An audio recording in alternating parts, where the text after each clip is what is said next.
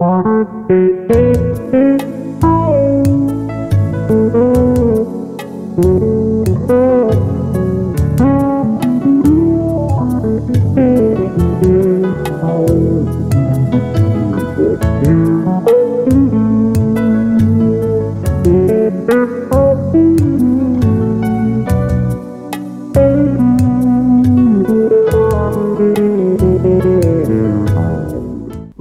Bonjour.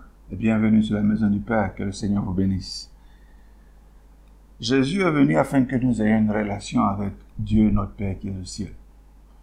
Et lorsque nous utilisons le mot Père pour cette personne-là sur terre, en fait, on se réfère même à cette relation entre les deux personnes. Jésus nous a dit aussi que l'Esprit nous a été donné afin que nous actionnions cette relation avec Dieu.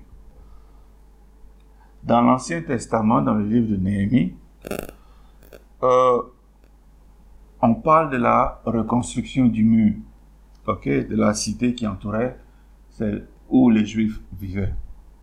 De même, dans le livre de Esdras, on parle plus de la construction du temple de Dieu. Mais lorsqu'on arrive au livre de Isaïe, spécialement Isaïe chapitre 60, verset 18, on lit ceci. « Tu appelleras tes murailles salut et tes portes louange. » Cela ne fait aucun sens, à savoir comment solides vos murs peuvent être. Il n'y a pas de porte, car n'importe qui peut y entrer. Donc vos murs peuvent être très solides, mais s'il n'y a pas de porte, ça n'a aucun sens, parce que tout le monde peut y entrer. Nos portes à nous ne sont rien d'autre que nos louanges. Dieu construit les murs, mais c'est notre responsabilité d'offrir ses louanges. Quand on va au livre de Apocalypse, chapitre 21, verset 21, on lit ceci. Les 12 portes étaient 12 perles. Chaque porte était faite d'une seule perle. L'avenue principale de la ville était d'or pur, transparent comme du cristal. La perle, en général, est formée par irritation du mollusque qui produit cette entité que nous appelons perle. Le grain de sable qui s'y est infiltré provoque donc la sécrétion de substances qui, au final, enveloppent ce grain de sable et produit ce que nous appelons perle. De la même façon, nos louanges ne doivent pas être seulement quand les choses sont roses, mais quand des fois elles ont tourné au vinaigre, comme on dit.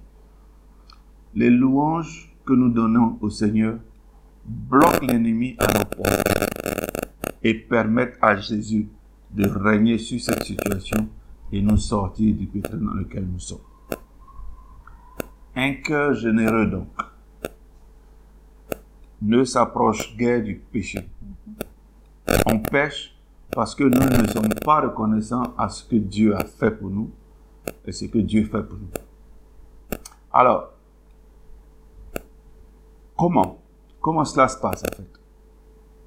Si on lit 1 Timothée chapitre 4, verset 4 à 5, il est écrit « En effet, tout ce que Dieu a créé est bon.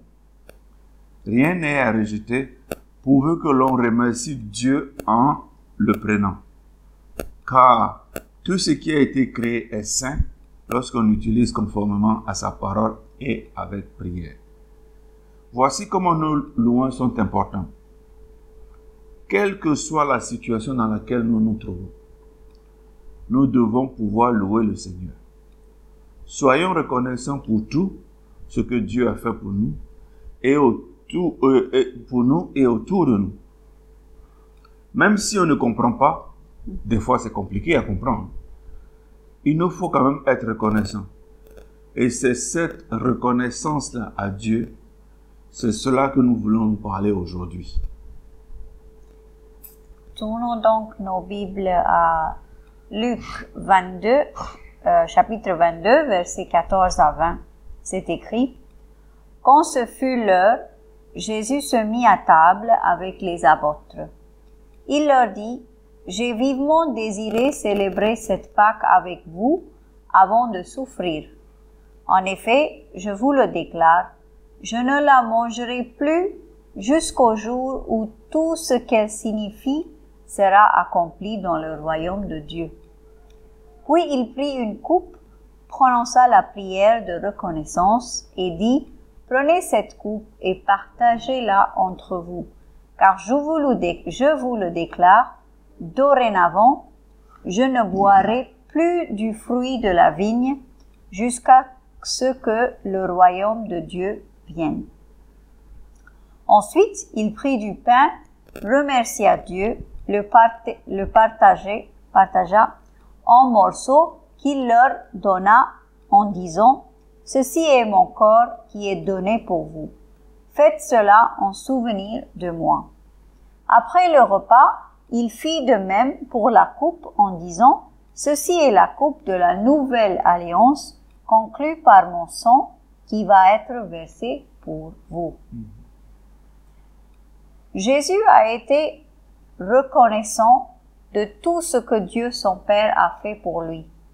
Alors, qu'est-ce qui nous fait croire que nous pouvons esquiver cela?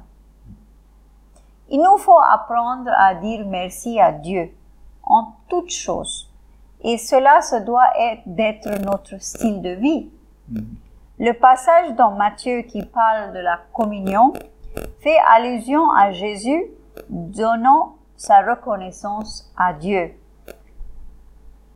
Il en est de même dans Marc 6 et Jean 11, etc. Remerciez Dieu avant même que le miracle ne soit. Montre votre obéissance et soumission à l'Éternel, lui laissant la place de complètement opérer sur la situation.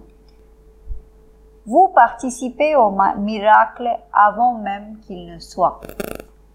Ceci est un privilège pour nous les croyants, car la parole de Dieu ne retourne jamais à lui, sans avoir accompli ce pour lequel il a été prononcé.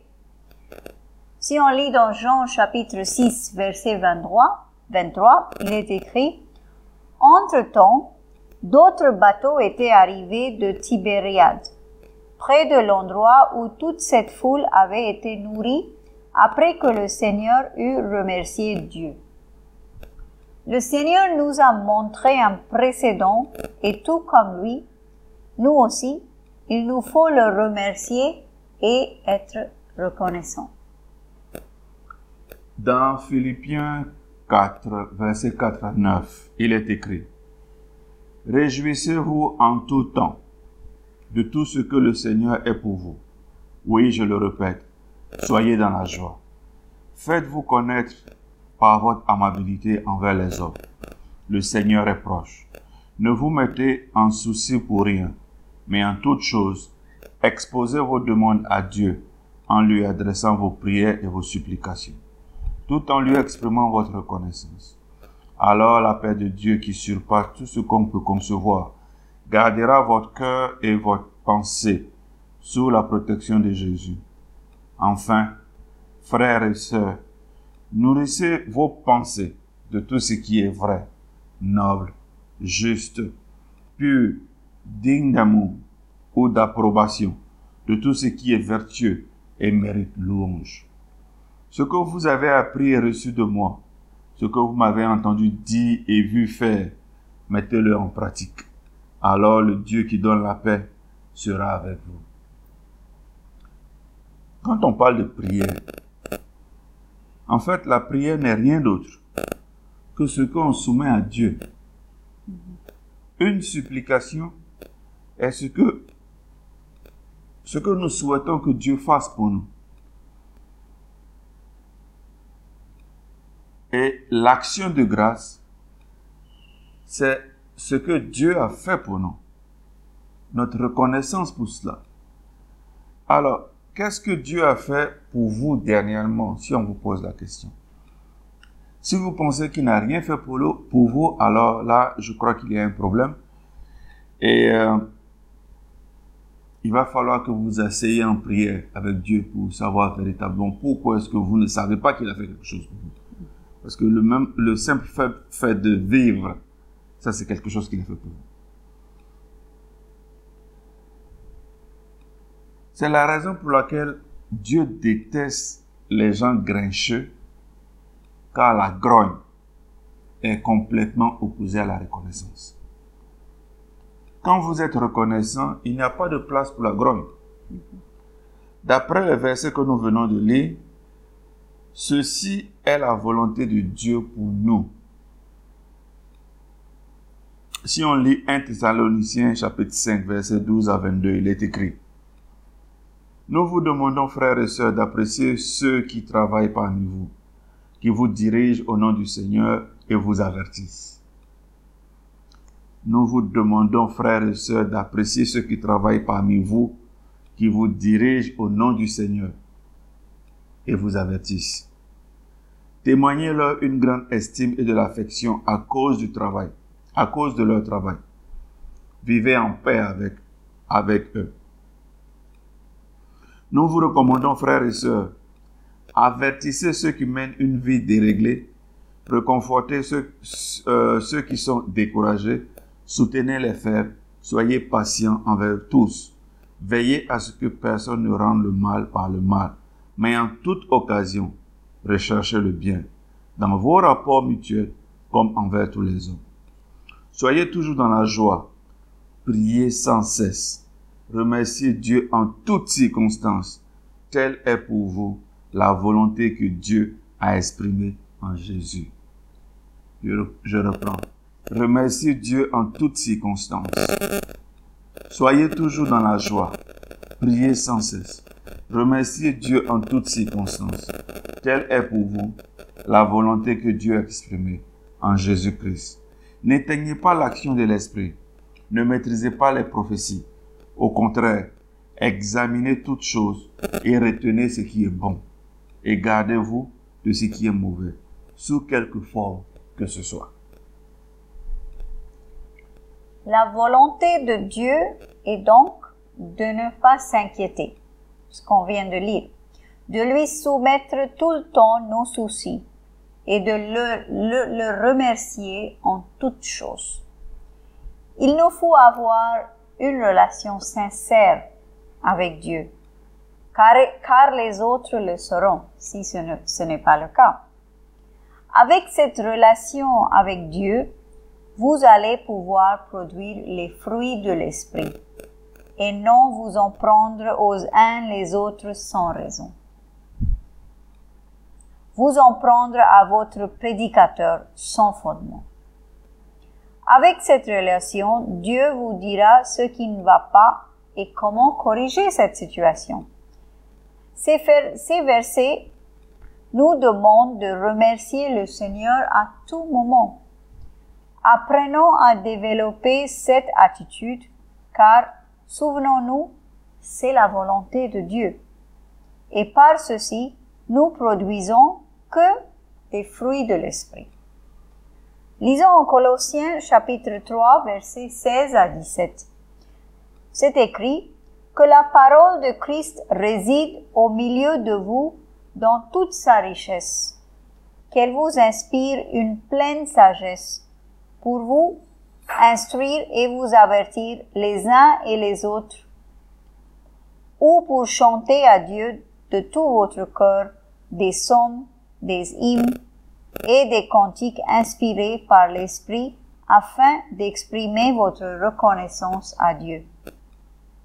Dans tout ce que vous pouvez dire ou faire, agissez au nom du Seigneur Jésus, en remerciant Dieu le Père par lui. À travers Jésus, nous devons remercier Dieu le Père. Ceci nous aide à nous éloigner de la fornication, l'impureté, la convoitise, la souillure, les paroles idiotes ou méprisantes, etc. C'est ceci le pouvoir de l'action de grâce. Si nous allons maintenant à Éphésiens chapitre 5, versets 1 à 4, Il est écrit, « Puisque vous êtes les enfants bien-aimés de Dieu, suivez l'exemple de votre Père. Que votre vie soit dirigée par l'amour, de même que Christ nous a aimés et a livré lui-même sa vie à Dieu pour nous comme une offrande et un sacrifice dont le parfum plaît à Dieu. Quant à l'immoralité et aux pratiques dégradantes sous toutes leurs formes, et à la soif de posséder, qu'il n'en soit pas même question entre vous. Ce ne sont pas des sujets de conversation qui conviennent aux membres du peuple saint, pas plus que les propos grossiers ou stupides et les plaisanteries équivoques. C'est inconvenant. Exprimez plutôt votre reconnaissance envers Dieu. La reconnaissance à Dieu développe en nous donc une attitude qui est loin de tout ce qui est marqué ici, tout ce qu'on vient de lire. On le percevra car c'est la nature du monde dans lequel nous vivons. Mais nous n'en serons pas affectés. Ceci vous permettra aussi de vous soumettre aux uns les autres. Lisons à présent Éphésiens chapitre 5, le verset 15 à 21.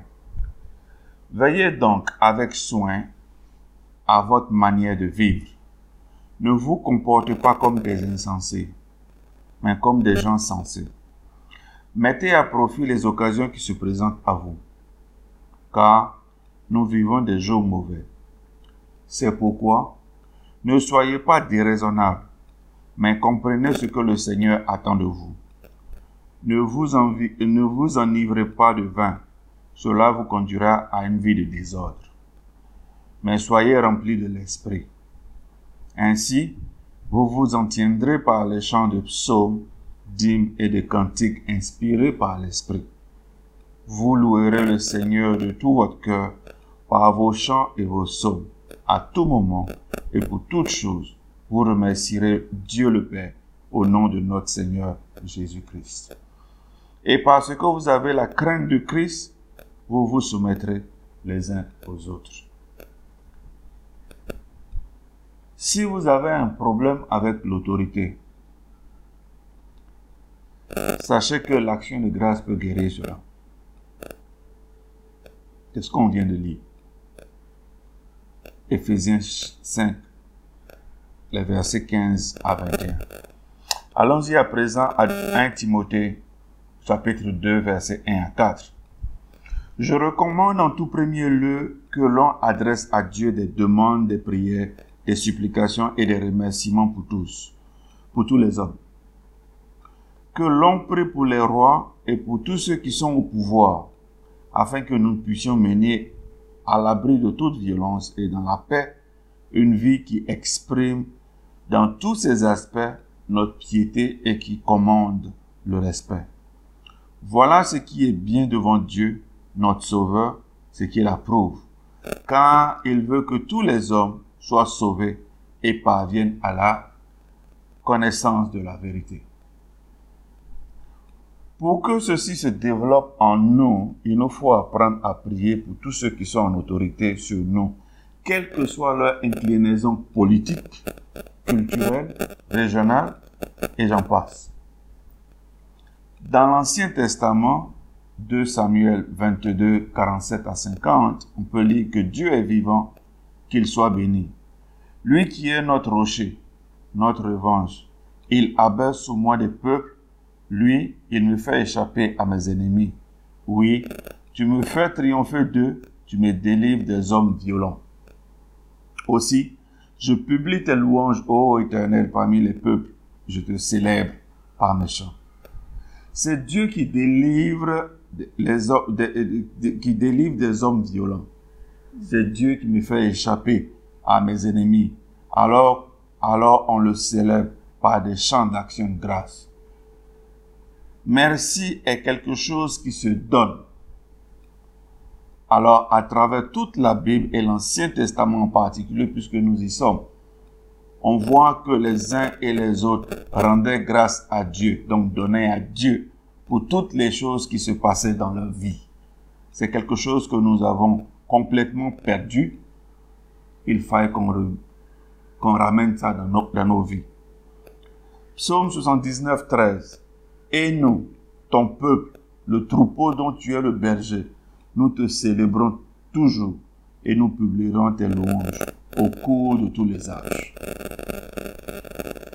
Lisons maintenant Psaume 119, verset 62. Au cœur de la nuit, je me lève afin de te louer à cause de tes justes lois. Tout ceci était dans l'Ancien Testament. Voyons à présent la différence avec le Nouveau Testament. On va parcourir quelques versets ensemble afin qu'on comprenne par les Écritures seules ce que Dieu veut nous enseigner. Lisons à présent le Psaume 32, verset 11. Juste. Réjouissez-vous. Mettez votre joie en l'Éternel et poussez des cris de joie. Vous qui êtes droits de cœur. La Bible nous dit la joie du Seigneur est notre force. On est supposé à tout moment d'être dans l'allégresse. Psaume 46, 4. Il est un cours d'eau dont les bras réjouissent la cité de Dieu, la demeure sainte du Très-Haut. La réjouissance encore dont il est fait mention ici n'est rien d'autre que l'allégresse mentionnée dans le verset précédent. Apocalypse 22, verset 1. Finalement, l'ange me montra le fleuve d'eau de la vie, limpide comme du cristal, qui jaillissait du trône de Dieu et de l'agneau. Dans le verset précédent, on a lu qu'il y avait un cours d'eau dans les bras à portée de la réjouissance. Dans ce dernier verset, on lit que c'est le fleuve de vie qui jaillit du trône de Dieu.